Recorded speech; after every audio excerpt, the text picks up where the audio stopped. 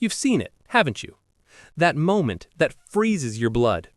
You're with her, you're making her laugh, she's smiling, touching your arm, and you think you're winning. Then, he walks in the room. And just like that, you cease to exist. Her entire biology changes. It's not a thought, it's a reflex.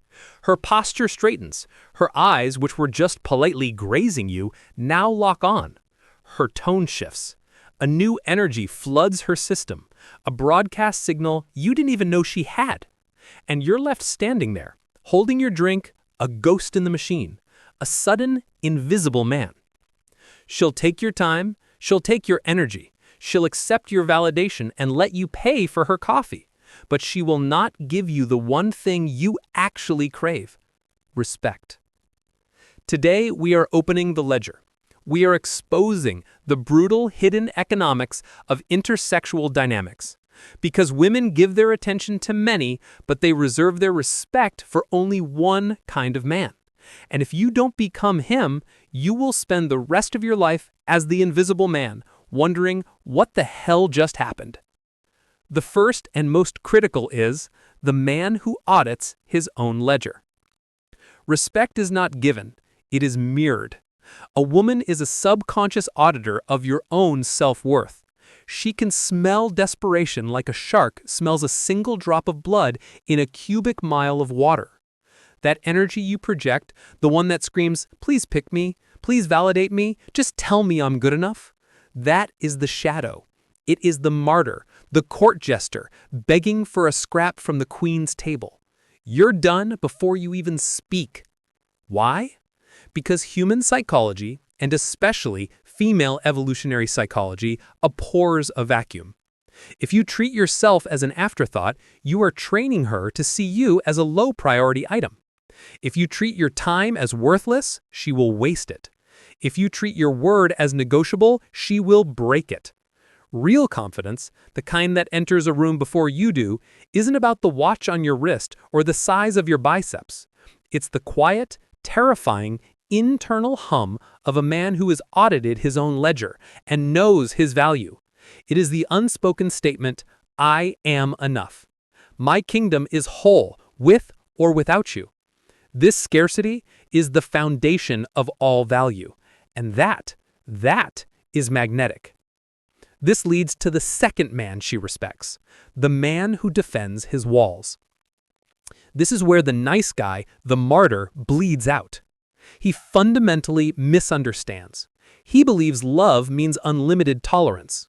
He thinks that by absorbing her disrespect, by being endlessly understanding when she cancels again, or mocks his ambition or flirts with another man in front of him, that he is proving his love. He is not. He is proving he has no kingdom to defend. He is a sandcastle waiting for the tide. Here is the brutal truth you were never taught. Women will test your boundaries. This is not a conscious act of cruelty. It is a primal, evolutionary fitness test baked into her DNA. She is subconsciously probing your walls. She is asking, with her actions, not her words, are you strong? Are you real? Can you lead? Can you protect? Are you a fortress or are you a facade? When you let her walk all over you, when you fail to say, "No, that doesn't work for me," you are failing the test. You may get a pat on the head, you may get a "you're so sweet," but in her most primal brain, the one that governs attraction and respect, a light has switched off. You have failed the test. You are not safe. You are not a leader. You are a jester, not a king. And a king who cannot defend his own borders is no king at all. This brings us to the third and most painful display of power, the man who understands the sunk cost fallacy. The weak man is terrified of loss. He's invested so much time, so much energy, so much emotion into her, he can't walk away. He is chained by the sunk cost of his own validation. He believes that one more text, one more grand gesture, one more conversation will finally make her see his value. He keeps throwing good money after bad, bleeding himself dry in the desperate hope of a return on his failed investment. This is the very definition of the shadow. The man women respect, The king understands opportunity cost. He understands that every second he spends with a woman who disrespects him is a second stolen from his purpose, from his peace, and from a woman who will respect him. So when he is truly disrespected, when his boundaries are violated, when he is treated like an option, he does not argue. He does not beg. He does not write a thesis in her DMs at 2 a.m. He walks. His silence and his absence become a nuclear event, because in that one clean, devastating action, he has done the unthinkable. He has reversed the economic ledger. He has inflicted the sunk cost on her. He has proven that his peace is more valuable than her presence. And the dark, tragic irony is that this is often the exact moment the respect she was withholding finally, violently shows up. It's the moment she feels the full weight of his presence precisely because it is no longer there. But by then, it's too late. He is already gone. These three men, the auditor, the defender, the man who walks, are powerful, but their strength is a symptom of something deeper. A boundary is just a line. What gives it power? The willingness to walk away is just an action, but what gives you the strength to do it? There is a fourth man, a man who contains all the others. He is the engine. He is the source. Without him, the other three are just an act, a performance of strength, not a reality. And she can always, always tell the difference. We left off staring at a performance. The man who builds boundaries, the man who audits his own ledger, the man who can walk away. These are all just actors on a stage, if they are not powered by an authentic internal engine. You can fake it for a while. You can perform boundaries. But the first time you are truly tested, the first time your fear of loss overwhelms your act, the entire facade will crumble, and she will see the terrified jester hiding in the king's robes. The engine, the non-negotiable core that powers the man she respects, is the fourth man, the man with a gravitational center. He has a purpose, a mission, a something bigger than her. This is the absolute center of the hypergamous female impulse. A woman is not designed to be a man's purpose. She is designed to join him on his. A man without a mission is a ship without a rudder, and no woman will ever feel safe booking passage on a vessel that is adrift. The man who makes her his entire world, his reason for being, his everything, he has just violated the first law of evolutionary attraction. He has made himself a burden. He is no longer a sun, a gravitational center that provides warmth and light. He has become a black hole, a void of neediness that sucks her dry. He orbits her, which is a fundamental reversal of the natural masculine-feminine polarity. The man on a mission, however, is his own solar system. He is grinding, he is building, he is creating. He is not waiting for her text. He is busy building an empire. This trajectory, this upward momentum, is the single most powerful aphrodisiac in existence. His purpose gives his boundaries meaning.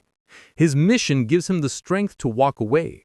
He doesn't need to manufacture scarcity. His mission makes him scarce.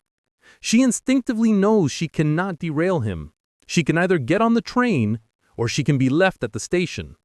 This is the man she respects because his identity is not and never will be up for negotiation. This purpose creates the fifth man, the man who governs his own state. He controls his emotions, the man who is ruled by his internal weather, the one who flies into a jealous rage or sulks like a child when he doesn't get a text, is displaying an anxious attachment style. He is signaling, in the clearest possible terms, I am not in control of myself. And if a man cannot control his own state, how can he possibly be trusted to lead a family, a business, or a life? The king is not emotionless. That is the martyr, the repressed man. No, the king feels everything. He feels the rage, the fear, the doubt. But he is not their slave. His emotions are his counsel. They are not his tyrant. He is the calm, stoic center in the storm. He channels his fire. He doesn't just let it burn the village down. This emotional stability is what a woman viscerally craves. It is the deep, cellular level signal of safety. When the world outside is chaos, she needs to know the world inside him is forged from steel. This leads to the sixth man, the man whose actions are his allegiance. The jester talks, the king does. The weak man lives in a world of words. He tells her how much he's worth. He promises what he's going to do. He preaches about what a real man is. But his actions are a hollow echo.